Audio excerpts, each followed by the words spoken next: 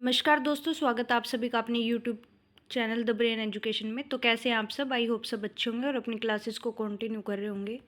तो जैसे कि आप सभी को पता है, हमने सीटी मेंस की क्लासेस स्टार्ट की हुई है कंप्यूटर की, जिसमें हमारे जो है 320 क्वेश्चन कंप्लीट हो चुके हैं 1000 में से। तो जिसने भी अभी तक वो क्लासेस नहीं की तो जाओ और क्लासेस को करके आओ। कैसी लग रही है आप सभी को क्लास? प्लीज़ कमेंट करके ज़रूर से ज़रूर बता दिया करो। तो स्टार्ट करते हैं अपनी क्लास को। Which of the following is not a DOS prompt? निम्नलिखित में से कौन सा DOS प्रॉम्प्ट नहीं है? C and greater than, B and greater than, A and greater than, या फिर एंटर? बताओ DOS प्रॉम्प्ट कौन सा नहीं है? कौन सा नहीं है भाई? कौन सा नहीं है? एंटर। कौन सा नहीं है? एंटर। तो आपका राइट आंसर हो जाएगा option number D. Next question है, in window operating system the shortcut key Ctrl+L is used for dash. Window operating system में Ctrl+L शॉर्टकट की का यूज़ किसके लिए किया जाता है? ओपन द फेवरेट बार खोलने के लिए, ओपन डायलॉग बॉक्स खोलने के लिए, ऑप्शन नंबर सी आपका start another instance of the browser with the same web address, उसी वेब पते के साथ ब्राउज़र की एक और इंस्टेंस शुरू करने के लिए, या फिर नन ऑफ द अबव? बताओ Ctrl+L शॉर्टकट का यूज़ किसके लिए किया जाता है? तो Ctrl+L का यूज़ जो है किसके लिए किया जाता है? Open dialog box. किसके लिए किया जाता है? Open dialog box. तो आपका राइट आंसर हो जाएगा option number B. Next question है, dash is not available on the ruler of MS word screen. MS word screen की रूलर पर निम्नलिखित में से कौन उपलब्ध नहीं है? Centre indent, right indent, left indent, या फिर टैब स्टॉप बॉक्स? बताओ स्क्रीन की रूलर पर कौन सा उपलब्ध नहीं है? तो कौन सा उपलब्ध नहीं है भाई? तो वो है आपका द स्टॉप बॉक्स। तो ये टैब स्टॉप बॉक्स, ठीक है। सेंटर इंडेंट दिखता है, राइट भी दिखता है, लेफ्ट भी दिखता है, लेकिन क्या नहीं दिखता इसमें? Tab stop box. क्या नहीं दिखता? Tab stop box. तो आपका राइट आंसर हो जाएगा option number D. Next question है, in Excel you can enter which type of data into worksheet cells. Excel में आप वर्कशीट की सेल में किस प्रकार के डेटा दर्ज कर सकते हैं? Label, value and formulas, label मान और सूत्र, label and values but not formulas, label और मान परंतु सूत्र नहीं, values and formula but not label, मान और सूत्र परंतु लेबल नहीं, या फॉर्मूलाज ओनली? बताओ एक्सेल में आप वर्कशीट की सेल में किस प्रकार का डेटा दर्ज कर सकते हैं? तो किस प्रकार का कर सकते हैं भाई? Label, value and formulas. तो आपका राइट आंसर हो जाएगा ऑप्शन नंबर ए। क्या हो जाएगा? Option number A. Next question आपका, dash is an invalid type of database key. निम्नलिखित में से कौन डेटाबेस कुंजी का अमान्य प्रकार है?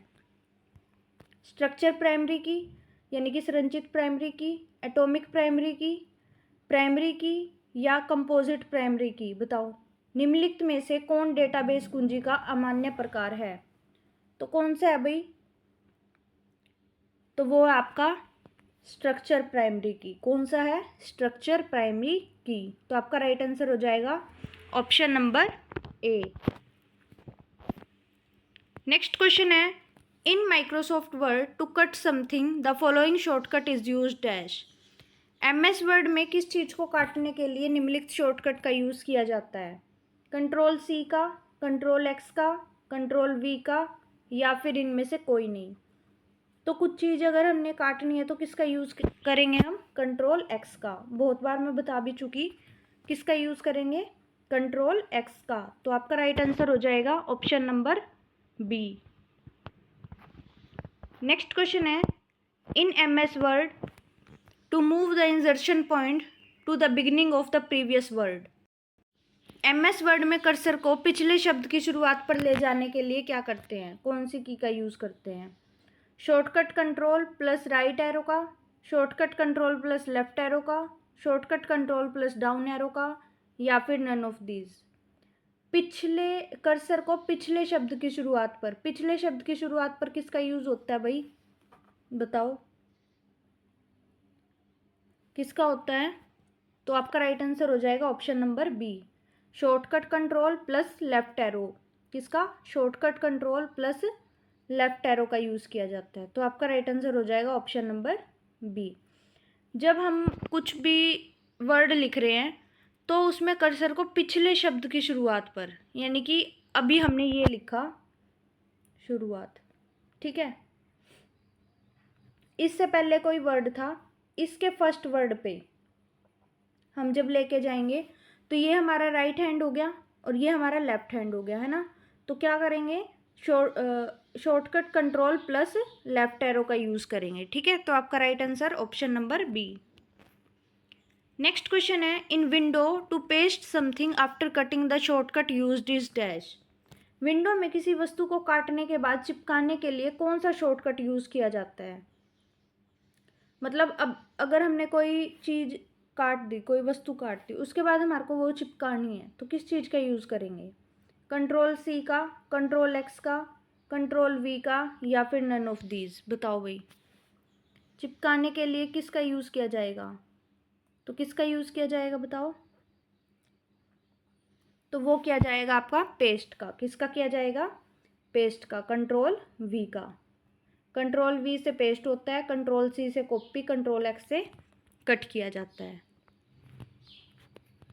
नेक्स्ट क्वेश्चन आपका, formatting a disk result in all the data being dash.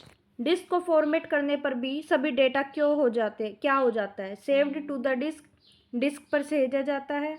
Copied from the disk, disk से कॉपी किया जाता है।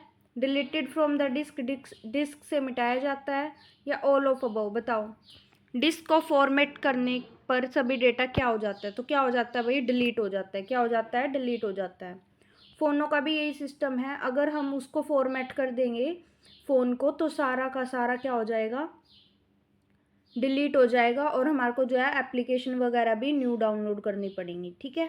एप्लीकेशन वगैरह भी डाउनलोड करनी पड़ती है फ़ोन में भी और कंप्यूटर में भी, ऐसे ही होता है फॉर्मेट, ठीक है। तो आपका राइट आंसर क्या हो जाएगा? Option number C. Next question आपका, in MS word shortcut control plus shift while dragging an item dash.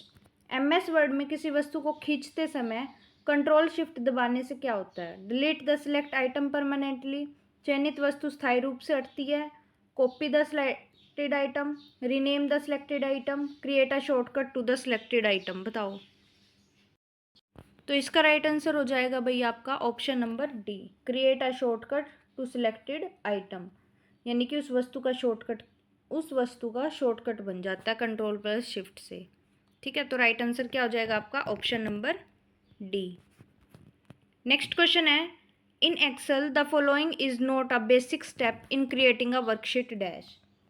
Excel में वर्कशीट बनाते समय निम्नलिखित में से कौन सा मूल चरण नहीं है? Save workbook, modify worksheet, enter text and data, copy the worksheet? बताओ भाई, एक्सेल में जब हम वर्कशीट बनाते हैं तो कौन सा उसका मूल चरण नहीं है? तो कौन सा नहीं है? कॉपी द वर्कशीट, की वर्कशीट को हम कॉपी करना, ये इसका मूल चरण नहीं है। तो आपका राइट आंसर क्या हो जाएगा? Option number D. Next question है, in Excel to access the go to special feature you can press dash. कहते हैं गो टू स्पेशल फीचर तक पहुंचने के लिए कौन सी कुंजी दबाई जाती है? Control G, control O, control shift plus G, या फिर कंट्रोल 1? बताओ, कौन सी कुंजी दबाई जाती है भाई? वो दबाई जाती है आपकी कंट्रोल प्लस जी। कौन सी? कंट्रोल जी। जब हम गो टू स्पेशल के फीचर पे जाते हैं तो कौन सी की दबाई जाती है? Control G. तो आपका राइट आंसर हो जाएगा option number A. Next question है, a dash is an combination of hardware and software that facilitate sharing of information between computing device. Hardware और सॉफ्टवेयर का संयोजन जो कंप्यूटर उपकरणों के बीच सूचना साझा करने में सहायक होता है, वो क्या कहलाता है? Network, peripheral, expansion board, digital device? बताओ क्या कहलाता है वो? हार्डवेयर और सॉफ्टवेयर का संयोजन जो कंप्यूटर उपकरणों के बीच सूचना साझा करने में सहायक होता है, वो क्या कहलाता है? तो वो क्या कहलाता है भाई? नेटवर्क। क्या कहलाता है? नेटवर्क। तो आपका राइट आंसर क्या हो जाएगा? Option number A. Next question आपका, in MS word shortcut control plus Z is 4 dash. Control Z का यूज़ किसके लिए किया जाता है? कंट्रोल जेड का अंडू समथिंग, कोई कार्य वापस लेने के लिए, डिलीट समथिंग, कुछ हटाने के लिए, पेस्ट समथिंग, कुछ चिपकाने के लिए, या फिर नन ऑफ दीज। बताओ कंट्रोल जेड का यूज़, कंट्रोल जेड का यूज़ किस लिए किया जाता है? Undo something. किसके लिए? Undo something. कुछ चीज़ अगर हमारी डिलीट हो गई, हमने उसको वापस लेके आना है, तो क्या यूज़ कर देंगे? कंट्रोल जेड का यूज़ कर देंगे, तो वो चीज़ हमारी वापस आ जाएगी। और रीडू का यूज़ कैसे किया जाता है? कंट्रोल वाई से। किससे? कंट्रोल वाई से रीडू किया जाता है। नेक्स्ट क्वेश्चन है, Microsoft Excel is dash. Microsoft Excel क्या है? फाइनेंशियल प्लानिंग पैकेज है, यानी कि वित्तीय नियोजन package, electronic spreadsheet, graphic package, database management package. बताओ MS एक्सेल क्या है? तो ये क्या है भाई? एक इलेक्ट्रॉनिक स्प्रेडशीट। क्या है? Electronic spreadsheet. तो आपका राइट आंसर हो जाएगा option number B. Next question है, what type of virus uses computer host to reproduce itself. किस प्रकार का वायरस कंप्यूटर होस्ट का उपयोग करके स्वयं की प्रतिलिपि बनाता है? Time bomb, worm, Melissa virus या मैक्रो वायरस। बताओ किस प्रकार का वायरस कंप्यूटर होस्ट का उपयोग करके स्वयं की प्रतिलिपि बनाता है? तो कौन सा बनाता है भाई? तो वो बनाता है आपका वोम। क्या बनाता है? वोम। तो आपका राइट आंसर हो जाएगा option number B. Next question है, dash is the process of carrying out command. Dash आदेशों को निष्पादित करने की प्रक्रिया है। फैचिंग यानी कि प्राप्त करना, स्टोरिंग संग्रह करना, एग्जीक्यूटिंग निष्पादन करना, या डिकोडिंग। बताओ डैश आदेशों को निष्पादित करने की प्रक्रिया क्या कहलाती है? क्या कहलाती है भाई? वो कहलाती है एग्जीक्यूटिंग। क्या कहलाती है? एग्जीक्यूटिंग। तो आपका राइट आंसर हो जाएगा option number C. Next question है, the purpose of the primary key in a database is to dash. Database में प्राथमिक कुंजी का उद्देश्य क्या है? लॉक द डेटाबेस यानी कि डेटाबेस खोलना, provide a map of the data. Option number C आपका यूनिकली आइडेंटिटी या रिकॉर्ड, रिकॉर्ड को विशिष्ट रूप से पहचानना, या एस्टेब्लिश कंसंट्रेंट, सीमाएं निर्धारित करना। तो बताओ भाई डेटाबेस में प्राथमिक कुंजी का उद्देश्य क्या है? बताओ the purpose of the primary key in a database is to dash. तो क्या है भाई इसका राइट आंसर? तो इसका राइट आंसर है आपका option number C, uniquely identify a record, record को विशिष्ट रूप से पहचानना। तो आपका राइट आंसर हो जाएगा option number C. Next question है, information travels between component on the motherboard through dash. Motherboard पर घटकों के बीच सूचना का संचार डैश के माध्यम से होता है। फ्लैश मेमोरी, CMOS, बे, या फिर बसेस। बताओ मदरबोर्ड पर घटकों के बीच सूचना का संचार किस माध्यम से होता है? तो किस माध्यम से होता है भाई? तो वो होता है बसेस के थ्रू। किसके थ्रू होता है? बसेस के थ्रू। तो आपका राइट आंसर हो जाएगा option number D. Next question है और लास्ट क्वेश्चन आज की क्लास का, in Excel when typing an equation into a cell the first thing that must be entered is dash. Excel में किसी सेल में समीकरण टाइप करते समय सबसे पहले क्या दर्ज किया जाता है? द फर्स्ट सेल रेफरेंस, पहला संदर्भित सेल, पैरेंथेसिस, क्वेश्चन मार्क, या फिर एन इक्वल साइन। तो जब हम एक्सेल में कुछ भी चीज़ यूज़ करते हैं तो सबसे पहले क्या कुछ दर्ज किया जाता है? बताओ भाई। मैंने आपको एक बार पहले भी बताया था ये। तो इसका राइट आंसर रहेगा आपका इक्वल साइन। किसका? Equal sign. अगर हमने सम भी निकालना है तब भी इक्वल साइन का ही यूज़ करते हैं हम, ठीक है। तो आपका राइट आंसर हो जाएगा ऑप्शन नंबर डी। तो आज की क्लास आप सभी की इतनी रहेगी। कैसी लगी आज की क्लास प्लीज़ कमेंट करके ज़रूर से ज़रूर बता देना।